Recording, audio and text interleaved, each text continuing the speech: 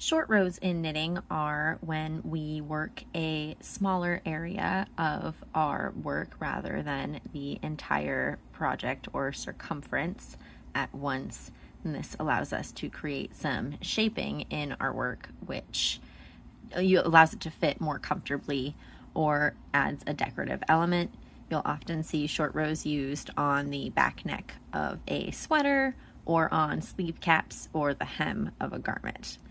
For wrap and turn short rows, you work, you slip a stitch and then you wrap your working yarn around that slipped stitch and then slip it back onto your left-hand needle, and then later in your work will resolve that wrap with the stitch that you've wrapped, hiding the hole that would normally form if you were to just turn your work within a round or row. So for wrap and turn short rows, the only thing you need is your work and the yarn you're using, but I find that stitch markers can also be helpful for when you go back to resolve your work. The trick with wrap and turn short rows is that you are always going to keep the yarn where it was when you were just working with it when you begin and slip your stitch. So in this case, we are on the knit side of our work, and I'm just going to knit a couple of stitches, and then let's say this is where I'm working my first wrap and turn on the knit side. So I'm going to start with my yarn in back where it was when I was just knitting, and I am going to slip this first stitch on my left hand needle right here. Just slip it purlwise with my right hand needle. You're always going to slip purlwise with anything unless you're instructed otherwise. So here it is now on my right hand needle, and I'm going to take that yarn that's in the back and I'm going to start my wrap. I'm going to bring it to the front. So now it is around this slipped stitch slightly, and I'm going to take my left needle and slip that stitch back. So now I have this wrapped yarn coming out of this stitch I just slipped back onto my left hand needle, and I am going to turn my work and bring my yarn to the front so that I am ready to purl. So now I have wrapped and turned my work. I can go ahead and start purling.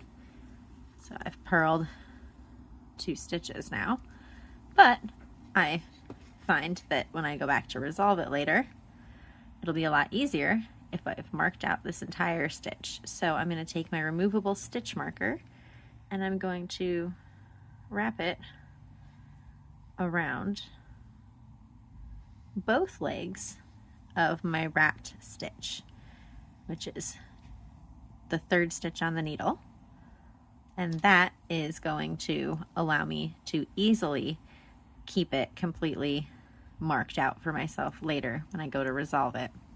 It can be especially helpful with wrap and turn stitches if you use 2 different stitch markers to differentiate between stitches that were wrapped from the knit side and stitches that were wrapped on the purl side, if you're going to be resolving all of them on the knit side like you would on a sweater neckline, because you will resolve them in 2 different ways, and until you're familiar with telling them apart, it'll be just a lot easier if you differentiate between the 2 so that you remember to execute each little trick. So I have purled to where my pattern would indicate that I need to now create another wrap and turn. This time I am on the purl side of a stockinette piece, and so I am going to need to keep my yarn in the front. I am now going to once again slip the stitch from my left hand needle and start my wrap by moving it towards the back. So I have wrapped my yarn, my working yarn, around this stitch. I'm now slipping it back onto my left hand needle with the yarn wrapped around it, and now I'm ready to turn my work and move my yarn to the back so that I'm ready to knit. So I'm going to just go ahead and knit 2 stitches so that I secure my stitch in place and even out my tension. Then I'm going to pick up one of my removable stitch markers and I am going to wrap it around both legs of my wrap stitch. Sometimes it helps to pull it away from the needle a little bit so that you can get both legs. Doing this also helps because your pattern will often instruct you to knit or purl to a few stitches before or after your last wrap and turn stitch, and so you will be able to knit a lot more mindlessly until you get to that stitch marker if you can feel it under your hand rather than having to look and count constantly. Okay, so we have come back around to 4 stitches before the wrap and turn short row stitch on our knit side. So I am going to be wrapping this stitch. So we were just knitting. We're going to keep our yarn in the back where it just was. We're going to slip this first stitch on the left hand needle purlwise, and then we're going to wrap by bringing our working yarn from back to front and then slipping that slipped stitch back onto our left hand needle and then turning our work and bringing the wrapped yarn forward so that we're ready to purl.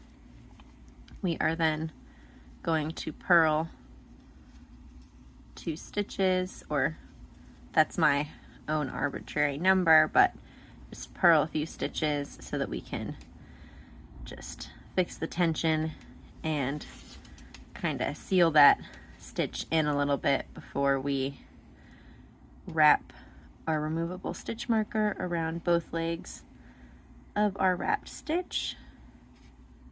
Again, pull it a little bit away from my needle, and sometimes I even turn the work around and poke it through. Now I have my stitch marker around that wrapped stitch, so it'll be a lot easier to identify later. And I am going to purl back to my other side of my work and do my next purl wrap and turn. Okay, so we have come back around now to 4 stitches before the wrap and turn on the purl side. So we are going to do our next wrap and turn on the purl side. We're going to start with our yarn in front where it just was when we were purling. We're going to slip this stitch on our left hand needle purlwise, and then we're going to wrap the working yarn around that stitch and slip that slipped stitch back onto the left hand needle. We're going to turn our work, move our yarn to the back so that we are ready to knit, and then I am going to knit 2 stitches and place that removable stitch marker around my wrap and turn stitch.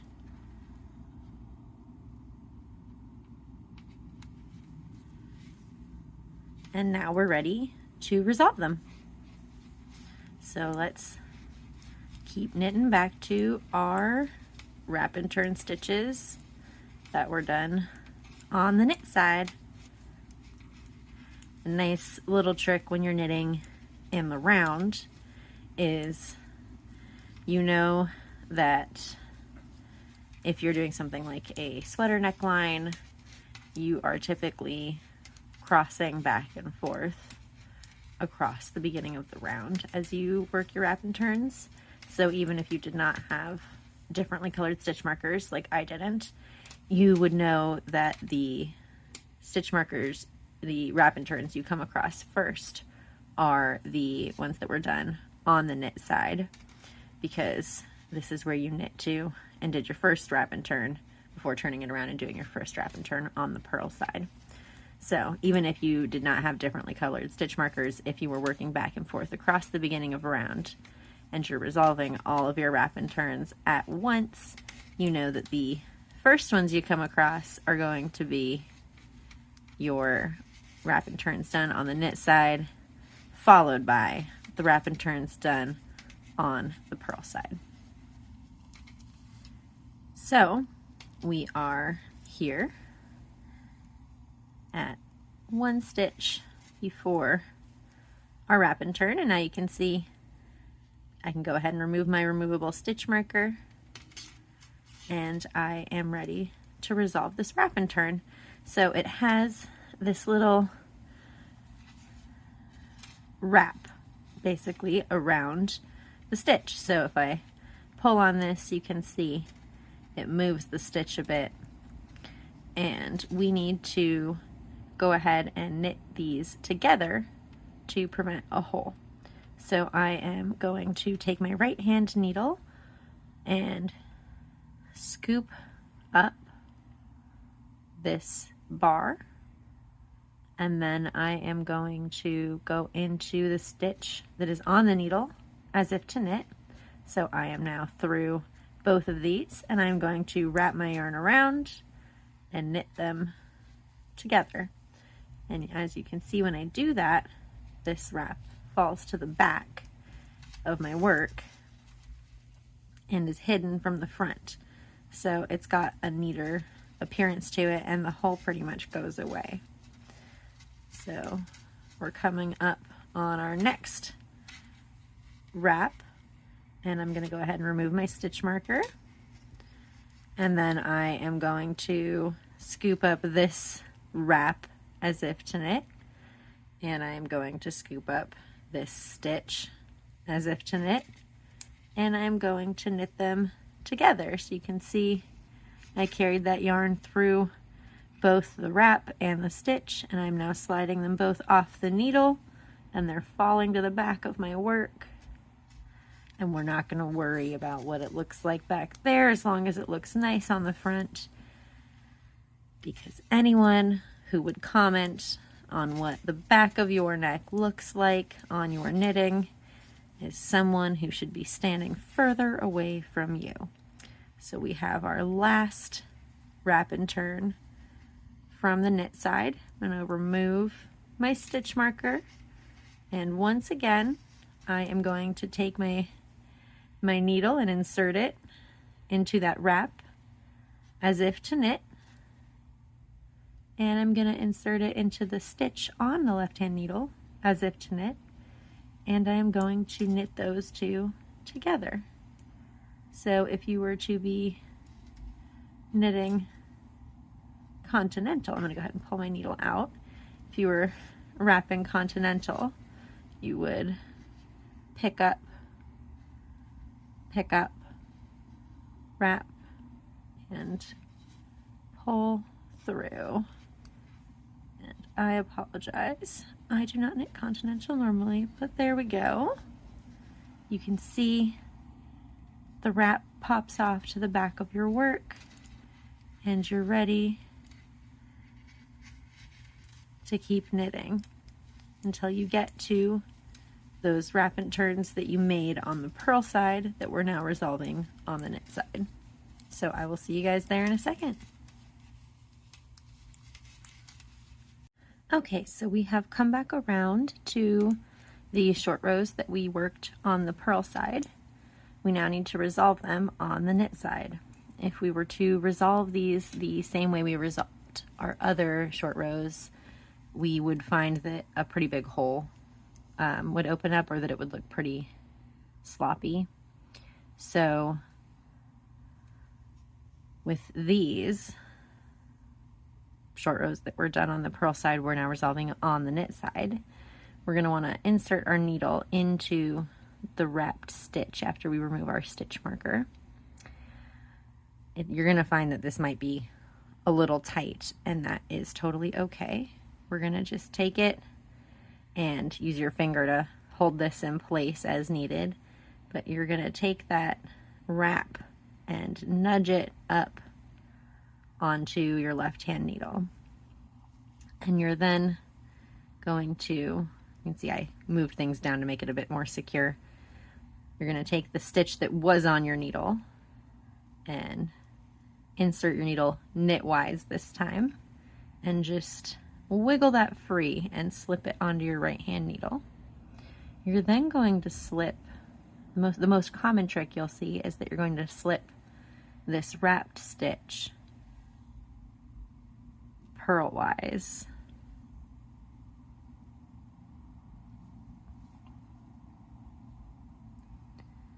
And then insert your left hand needle into that wrap and the stitch and knit them together through the back loop like you would with a slip slip knit.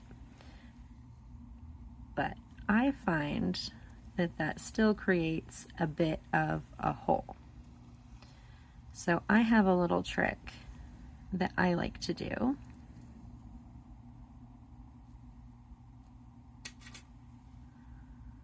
I'll show you. So I'm putting my needle in and picking up that wrap, putting it up onto that left hand needle. You can see it looks a little messy and chaotic here, but I'm gonna just find that stitch. You can see it's this big open V right here. When I insert my needle, it makes that kind of trapezoid shape. And I'm going to just insert my needle knitwise and slip it off the left hand needle and onto my right hand needle. And then I'm going to insert my needle purlwise into that wrap stitch, and I'm going to hold the next stitch on that was on the needle onto the needle so that we don't lose it. And I'm going to just slip that wrap off the needle purlwise. And then I'm going to do something a little scary, and I'm going to let it go. And I'm gonna swoop my needle into the stitch that was below that wrapped stitch. I am then going to take my left hand needle and insert it through the legs of both of those slipped stitches and wrap and knit through the back loop like a slip slip knit. And you can see this is a little bit neater. It looks just like a slip slip knit even. And what it does is it forces that wrapped stitch to the back of your work, and it kind of closes up that hole. So we're going to knit again to that last wrapped stitch right here. And I'm going to remove my stitch marker, and I'm going to try to isolate this stitch with my finger for you so you can really see it.